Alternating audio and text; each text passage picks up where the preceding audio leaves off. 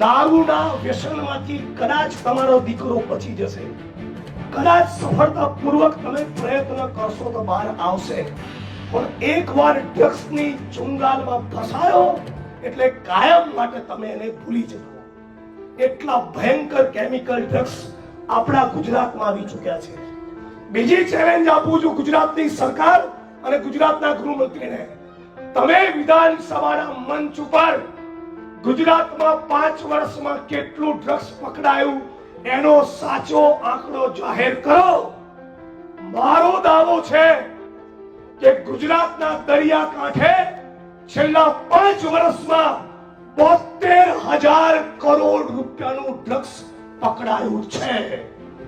તમે જે આંકડા આપો છો મીડિયામાં, જાહેર સભાના મંચ પરથી અને વિધાનસભામાં, એ આંકડાઓને હું ચેલેન્જ કરું છું. સાચો આંકડો એનાથી પણ ગંભીર છે. સવાલ નંબર 3, કાકોસીના કોઈ વ્યક્તિના ઘરમાંથી ડ્રગ્સ પકડાય તો ભઈ પોલીસ એની પૂછપરછ કરવી જોઈએ કે ના કરવી જોઈએ? એની તપાસ થવી જોઈએ કે ના થવી જોઈએ? તો ગૌતમ અદાણીના મુન્દ્રા પોર્ટ પરથી ડ્રગ્સ પકડાયું.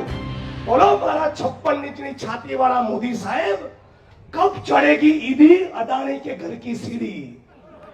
આનો જવાબ આપો. તો ગૌતમ